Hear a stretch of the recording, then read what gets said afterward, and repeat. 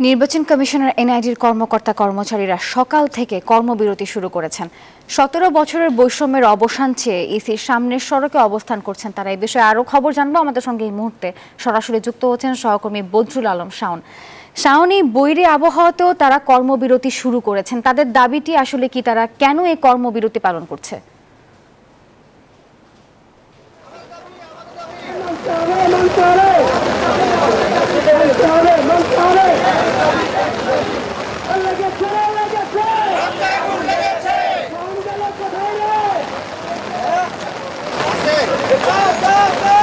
ধন্যবাদ। আপনি বলছেন যে এই যে ঝড় বৃষ্টির মধ্যেও আসলে এখানে আন্দোলন করছে নির্বাচন কমিশনের সামনে কর্মচারীরা।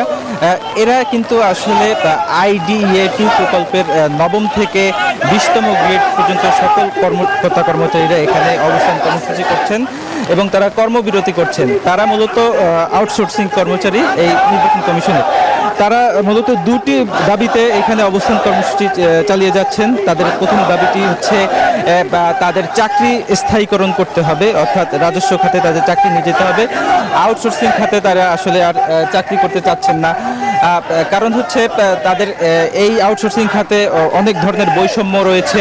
সরকারি যারা স্থায়ীকরণের এখানে কর্মচারী রয়েছে, কর্মচারী রয়েছে, তাদের থেকে অনেক ধরনের বৈষম্যের শিকার হতে হচ্ছে। তারা বেতন বোনাস থেকে বঞ্চিত, তারা বাৎসরিক বোনাস থেকে বঞ্চিত, তারা TADA থেকে বঞ্চিত সহ বিভিন্ন সুবিধা থেকে তারা বঞ্চিত হচ্ছে। এই দাবিতে তারা কিন্তু এখানে অবস্থান কর্মসূচি পালন করছে। তারা বলছেন যে 2007 থেকে এই IDEA-2 প্রকল্পের নিয়োগ প্রক্রিয়া শুরু হয়।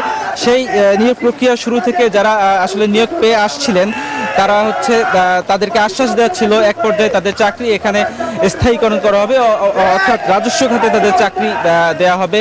কিন্তু সেই আশ্বাস কিন্তু এই দীর্ঘ 17 বছরেও কোনোভাবেই পালন করা হয়নি, অর্থাৎ রাখা হয়নি।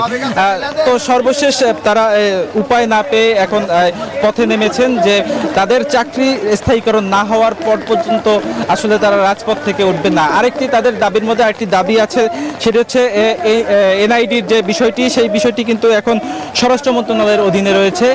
কিন্তু সেই স্বরাষ্ট্র মন্ত্রণালয় থেকে তারা এই NID প্রক্রিয়াটি তারা আবার নির্বাচন কমিশনে নিয়ে